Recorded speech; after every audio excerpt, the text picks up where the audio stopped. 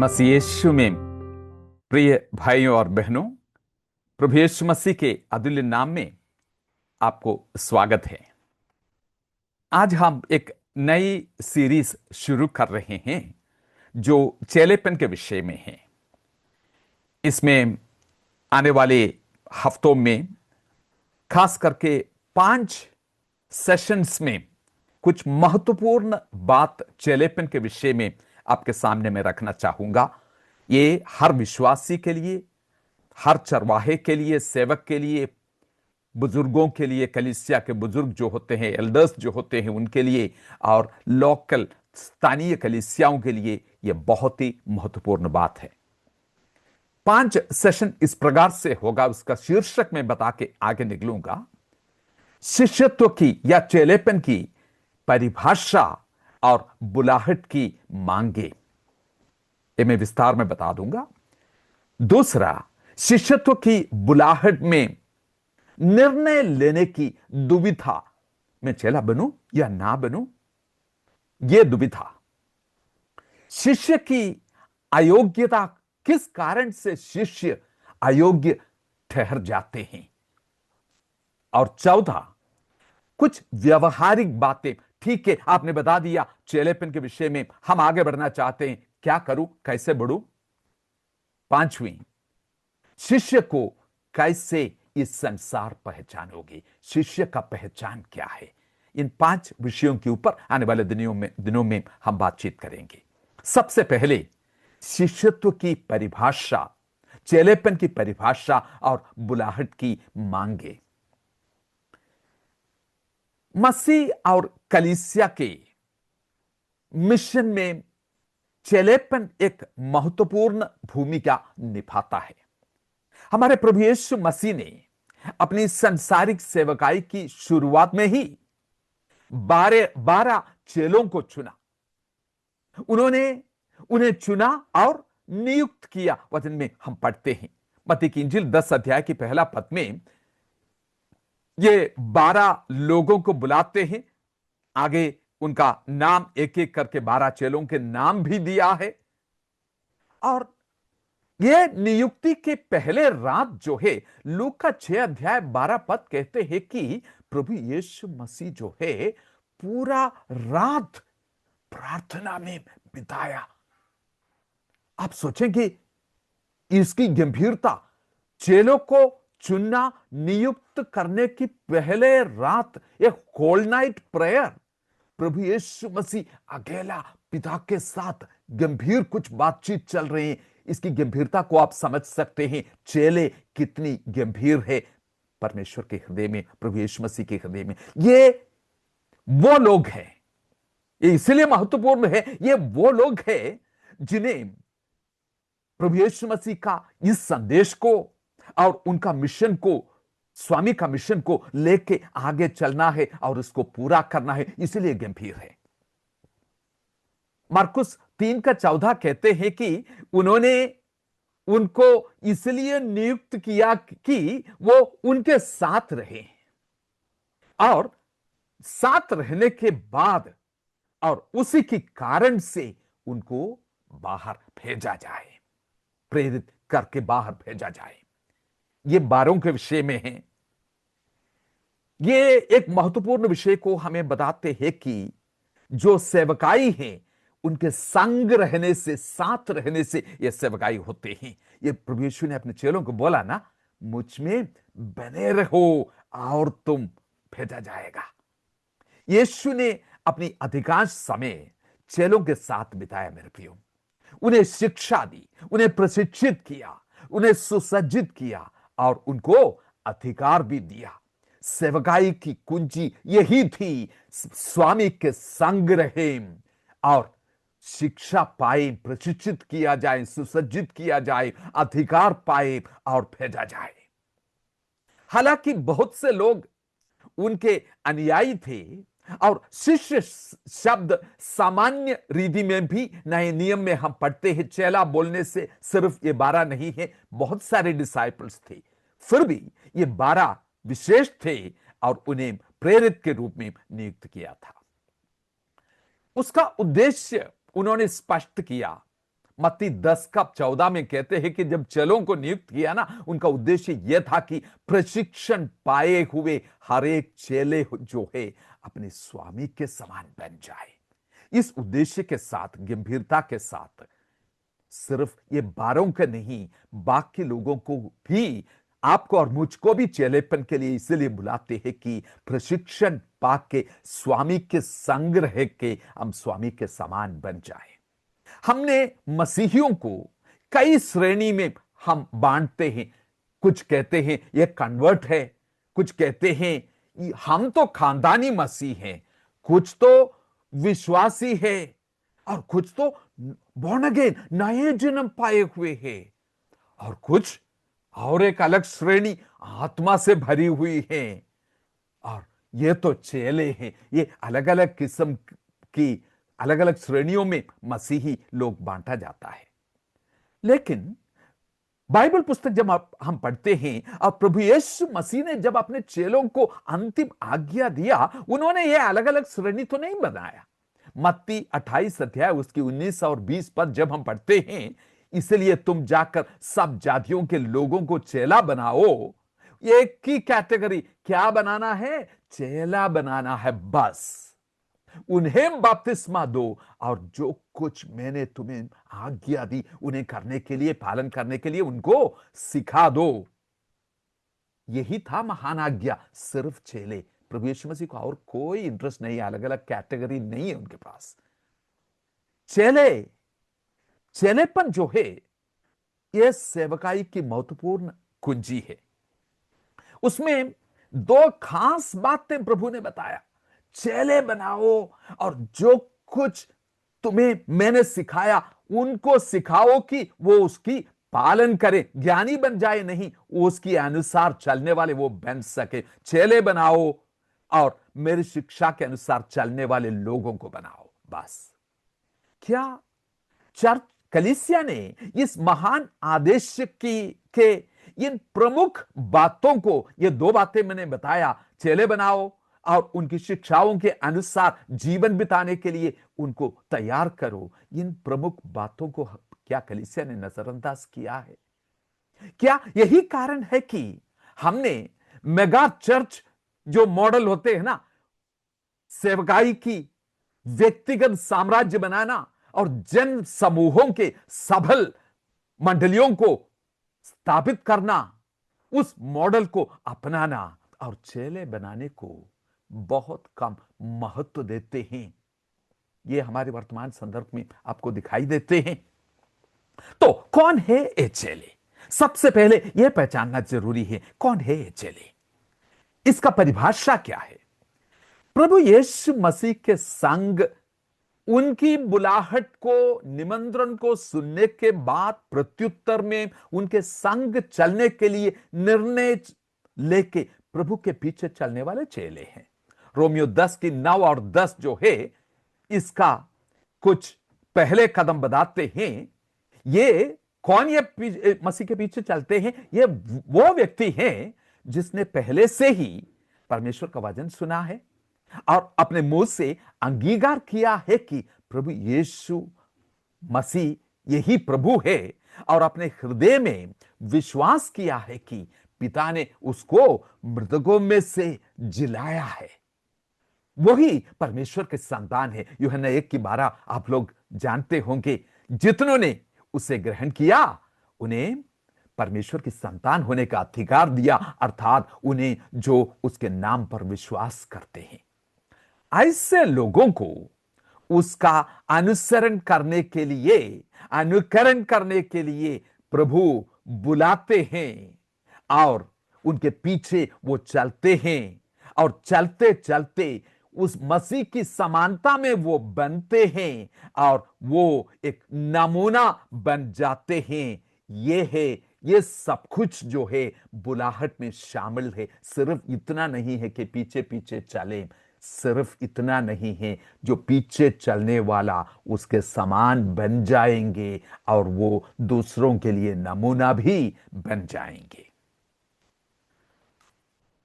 समानांतर कुछ पदों को हम देखेंगे मत्ती 16 में, मरकुस 8 में और लूक का 9 की 23 से लेकर 26 पद में कुछ समानांतर हिस्सा है।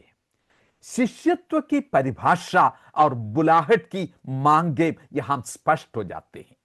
मैं सिर्फ मरकुस 8 में रहूंगा ताकि आप इधर उधर ताकने की जरूरत नहीं है। मरकुस 8 में प्रभु यीशु मसीह अपने चेलों के संग आगे आगे चल रहे हैं। काफी बातें, उसके पहले कई चमत्कार हो चुका है। एक जगह पे पहुंचते रास्ते में प्रभु ने अपने चेलों के साथ, मैं सोचता हूं कहीं बैठ गया होगा, बैठो भाई। उन्होंने चेलों को देख के पूछा कि मेरे विषय में लोग क्या कहते हैं। उन्होंने बोला कि स्वामी, बहुत सारे अलग अलग अभिप्राय लोगों का है। कुछ बोलते हैं आप एक अच्छा गुरु है, कुछ बोलते हैं आप तो चंगाई देने वाला है, कुछ लोग ये बोलते हैं कि यूहन्ना बपतिस्मा देने वाला जिंदा दोबारा आ गया है, जिसको मार दिया था वो जिंदा आ गया है। ना ना ना, कुछ लोग बोलते हैं कि ये तो एक भविष्यद्वक्ता है। नहीं नहीं, ये साधारण भविष्यद्वक्ता नहीं है, ये एलाइजा नामक सबसे बड़ा भविष्यद्वक्ता ये है। आज भी इनमें से कुछ विचार प्रचलित है। कुछ लोग कहते हैं वो एक समाज सुधारक है, कुछ लोग मानते हैं पैगंबर है, क्रांतिकारी है, संपन्नता, समृद्धि और नौकरी और शिफा यह सब कुछ देने वाला है, वो है यीशु। यीशु ने बोला चलो ये सब अभिप्राय दुनिया में चलते हैं, छोड़ दो, तुम लोग मेरे बारे में क्या कहते हो। और यीशु सबको देख रहे हैं। पतरस ने हाथ उठाया, बोला मैं बताऊं स्वामी। यह बहुत ही महत्वपूर्ण है कि चेले इसको सही रीति से समझें। राजनीति करने वाले शासकों, सामाजिक कार्यकर्ताओं, धार्मिक नेताओं और दार्शनिकों को अपनी राय बनाने दे, इससे उसे कोई फर्क नहीं पड़ता। लेकिन यह महत्वपूर्ण है कि चेले जो है इसको समझ ले कि मसीह की पहचान क्या है। पतरस ने बोला आप जो है परमेश्वर का मसीहा है, जो आने वाला, जिसके बारे में भविष्यद्वक्ताओं ने बताया, मसीह जो आने वाला, आप मसीही है, परमेश्वर का मसीही है आप। प्रभु यीशु मसीह ने बोला शाबाश। लेकिन पतरस, ये मांस और लहू ने या तुम्हारा बुद्धि और समझ ने, तुम्हारा स्मार्टनेस जो है उसने, तुम्हारे अक्ल से तुम यहां पे पहुंचा नहीं है। ये सचमुच में एक प्रकाशन तुम्हें परमेश्वर की ओर से मिला है। सिर्फ प्रकाशन से ही यह पहचान लोगों को हो सकते हैं कि यीशु मसीह परमेश्वर का मसीहा, जो इस संसार में आने वाला, जिसके बारे में भविष्यद्वक्ताओं ने बताया, ये वही है। प्रभु ने मत्ती 16 में भी बताया, मत्ती 11 में भी बताया, पुत्र को कोई नहीं जानता, केवल पिता और वो लोग जिन पर पिता उनको प्रकट करते हैं। इसलिए पतरस को यह बहुत बड़ी प्रकाशन मिला। इतनी बड़ी प्रकाशन पतरस को मिला परमेश्वर की ओर से कि यीशु परमेश्वर का मसीहा है। लेकिन क्या यह मसीहा का मतलब सही रीति से पतरस समझ पाया? क्या वो आने वाले मसीह के बारे में जो यहूदी राष्ट्र का पॉपुलर जाना माना जो समझ है, उसी अपेक्षाओं से वो प्रभावित तो नहीं है? प्रभु यीशु मसीह ने कुछ बातें स्पष्ट करके आगे बोला, बहुत प्लेनली, सीधे तरीके से, कोई कॉम्प्लिकेशन नहीं है। प्रभु यीशु मसीह ने चेलों को बोला मनुष्य का पुत्र जो है ये पुरनियों के द्वारा और बाकी लोगों के द्वारा ये पकड़वाए जाएंगे। उनको एक शिक्षा उन्होंने देना शुरू किया। मसीहा की विशेषताओं को स्पष्ट करने के लिए उन्होंने ये बताया कि मसीह अवश्य है कि वो दुख उठाए, पुरनिये, महायाजक और शास्त्री उसे तुच्छ जानकर मार डाले, पीटा जाए और मार डाले और तीसरा दिन वो जी उठेंगे। पतरस को बहुत अजीब सा लगा। उन्होंने बोला कि मसीह जो आने वाला इस तरह से होते हैं। यीशु को बोला, थोड़ा सा आप इधर आ जाइए, मैं अलग से कुछ बात करना चाहता हूं आपसे। सच्चा मसीह यह कैसे हो सकते हैं? पतरस को मन में बड़ी सवाल है। उन्होंने बोला कि आप आगे से बिल्कुल ऐसे नहीं बोलना। पतरस से स्वीकार नहीं कर पा रहे थे। वो उनके हितों के विपरीत था और अनुयायियों के लिए बहुत बड़ा जोखिम था। तो पतरस साफ बोला, आपने तो साफ बोला कि मसीह को ऐसे ऐसे होने वाला है, लेकिन मैं भी कुछ बात आपसे साफ बोलना चाहता हूं। अलग ले जाकर वहां पे लिखा है कि छिड़कने लगा, रिब्यूक्ड हिम, आगे से बिल्कुल ऐसे नहीं बोलना। यीशु ने भी उनको बुलाया, इधर आ जाओ। बाकी चेलों के साथ लेकर, पास लेकर सार्वजनिक रूप से उनसे कहा, शैतान मेरे सामने से दूर हो जा। तो परमेश्वर के हित की नहीं बल्कि मनुष्य के हित की चिंता करते हैं। यह पद को बोल के सुन के यह नहीं सोचना कि पतरस को देख के प्रभु यीशु मसीह बोल रहे हैं, शैतान उनको बोल रहे हैं। नहीं, यह जो आइडिया है ना, ये शैतान की ओर से है।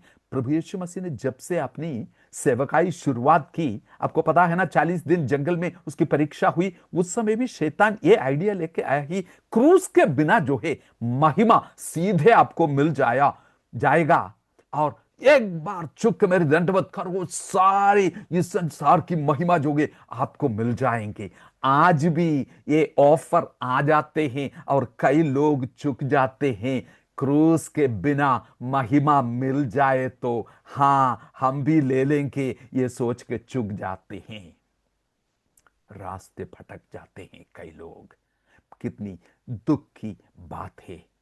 क्या यीशु ने जिस रीति शैतान को उस समय बोला, शैतान दूर हो जाओ, जितनी बार यही ऑफर सामने आए, क्रूस के बिना महिमा, दुख उठाने के बिना महिमा, ये ऑफर संसार जब लेके आते हैं, स्वयं की तात्पर्य की वो रक्षा करते हैं, लेकिन परमेश्वर के हित के ये विपरीत है, इसलिए शैतान दूर हो जाओ। क्या चेले भी ये कह सकते हैं? मसीह की पहचान क्या है? प्रभु यीशु मसीह ने बिल्कुल साफ बोला, मसीह की पहचान इस प्रकार से है, अवश्य है कि वो दुख उठाए, मारा जाए और तीसरा दिन जी उठे। फिलिपियों की पुस्तक 2 अध्याय जब हम पढ़ते हैं, बहुत साफ रीति से ये हमारे सामने निकल के आते हैं। यद्यपि वो परमेश्वर के तुल्य था, लेकिन उसको उसकी जो फायदाएं होते हैं, उन चीजों को अपने वश में रखने की चीज उन्होंने ना समझा। लेकिन वो परमेश्वर के तुल्य था, फिर भी उसने ईश्वरत्व के लाभों और विशेषत अधिकारों को लेने से इनकार किया। वो ईश्वर के तुल्य था, अपनी उस पद को वो इनकार नहीं किया, लेकिन उसके लाभ और विशेष अधिकार जो आते हैं उसको इनकार किया। आज्ञाकारिता के मार्ग चुना और क्रूस पर मृत्यु की रास्ते के लिए अपने आप को संपूर्ण समर्पित करके बिल्कुल आखिरी निशान तक, वो फाइनल पॉइंट जो है ना, वहां तक वो चला। मसीह की पहचान क्या है? खास गुण क्या है? खास विशेषताएं क्या क्या है? 3 बातें। एक ऐसे मसीह जो अपने आप को इनकार किया, वो एक ऐसे मसीह हमारे लिए उसने क्रूस उठाया, और एक ऐसे मसीह आखिर तक परमेश्वर की इच्छाओं के रास्ते पर चला और उनकी इच्छा को पूरा किया। एक ऐसे मसीह, ये 3 बातों को मसीह के बुलाहट की पहचान के रूप में आप ले सकते हैं। बाद में आगे हम पढ़ते हैं कि मरकुस की इंजील 8 अध्याय में आगे देख लीजिए, वहां पे प्रभु यीशु मसीह उनको चेलों को और भीड़ को भी बुलाते हैं, इकट्ठे करके एक सार्वजनिक रूप में उनके सामने ये प्रस्ताव रखते हैं, ये बुलाहट रखते हैं कि अगर कोई मेरे पीछे आना चाहते हैं, तो मेरे चेले चेले बनना चाहते हैं, तो क्या करना है? अपने आप को इनकार करें, प्रतिदिन अपनी क्रूस उठा के सारे रास्ते में मेरे संग चले। Deny yourself, take up the cross, follow me. ये तीन चीज क्या है? हमने पहले देखा, ये मसीहत का गुण है। ये परमेश्वर का मसीही में दिखाई देने वाला गुण है कि एक ऐसे मसीह जिसने अपने आप को इनकार किया, क्रूस उठाया और पिता की आज्ञाकारिता के रास्ते में आखिर तक चला। मसीह किस चीज के लिए बुलाते हैं आपको और मुझको और चेलों को? यदि कोई मेरे पीछे होना चाहते हैं, को इन तीन चीजों के लिए मैं बुला रहे हैं। अगर इसको दूसरे शब्दों में बोले, मेरे बुलाहट में शामिल होने के लिए मैं तुम्हें बुला रहा हूं। ईसाई बनने के लिए नहीं, धर्म बदलने के लिए नहीं, मेरी बुलाहट में शामिल होने के लिए मैं तुम्हें बुला रहा हूं। समझ आ गई? प्रभु यीशु मसीह आगे जाके कुछ इन चीजों के, इन्हीं चीजों की विस्तार जो है 35 पद से, मार्कुस 8 की 35 से आगे फिर देख लीजिए।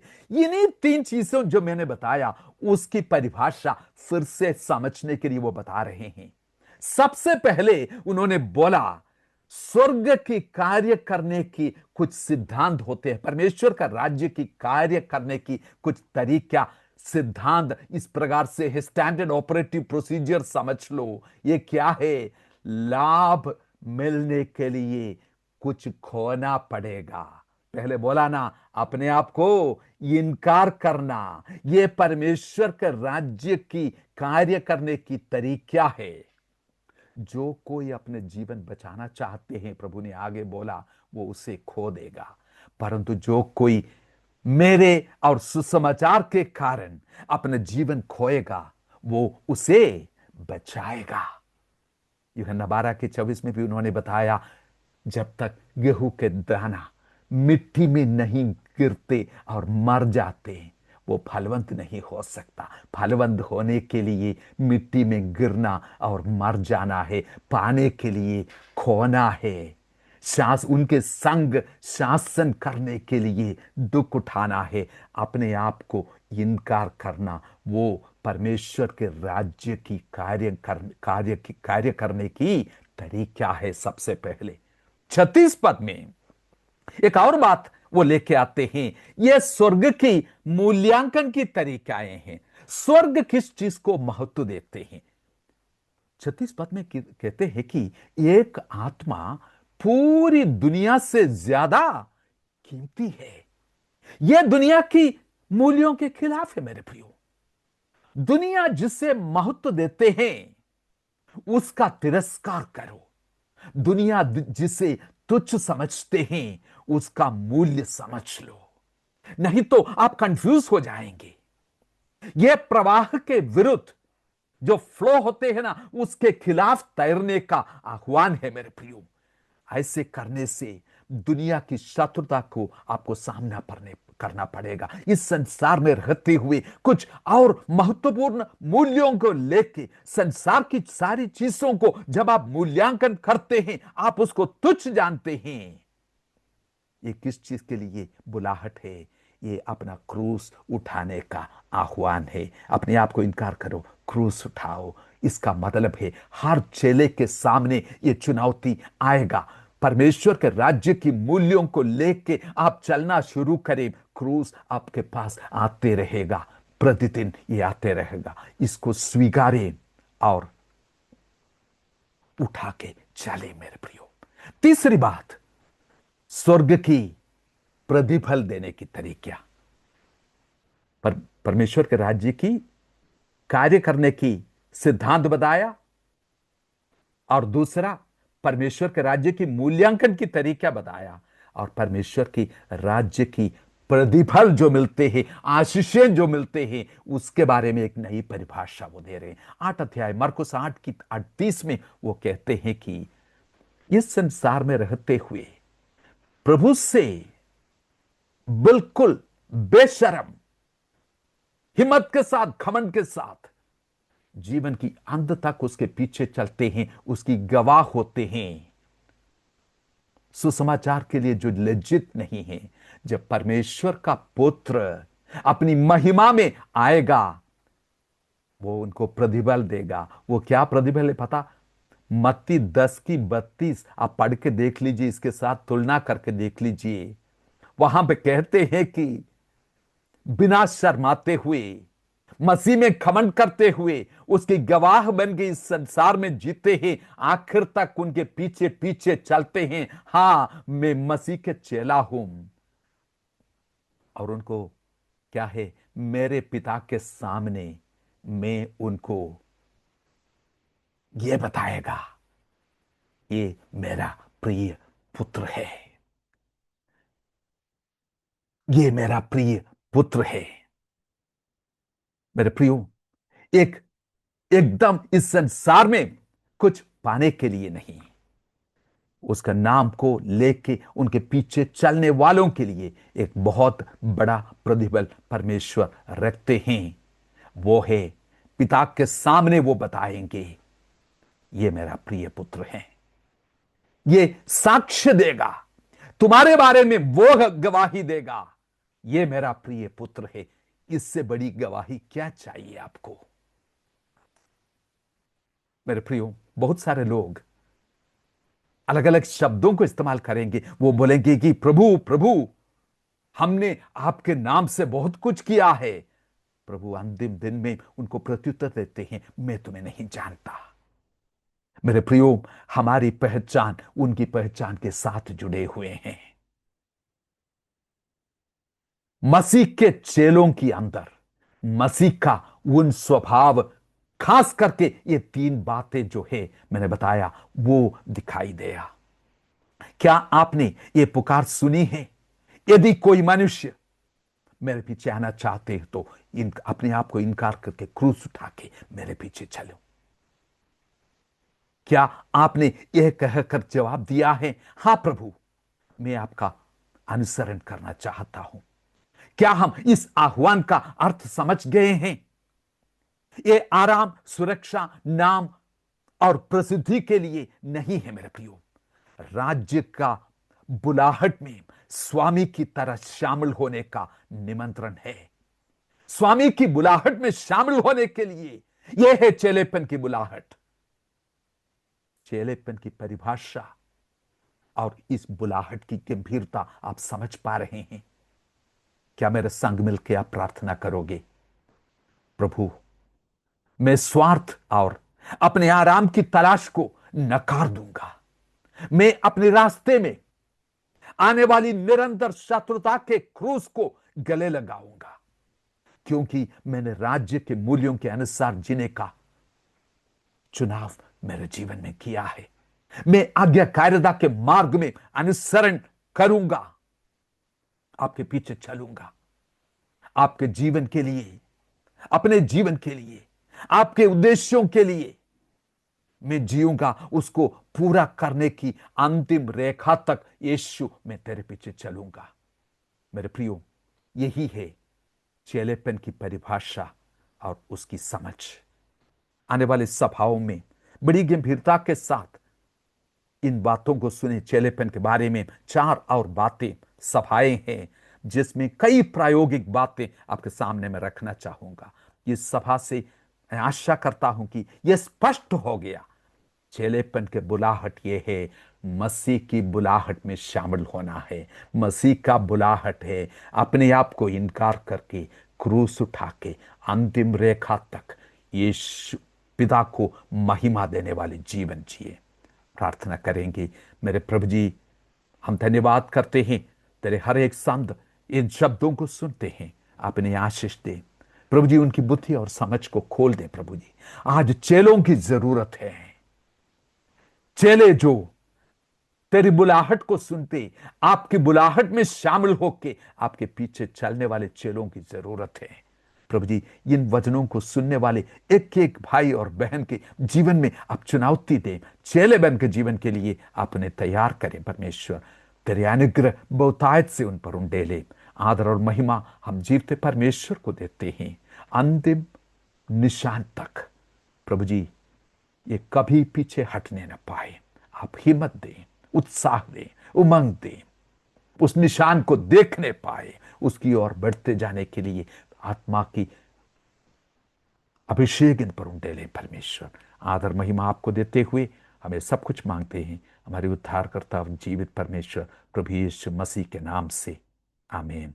आने वाली सभाओं के लिए इंतजार कीजिए, इंतजार कीजिए।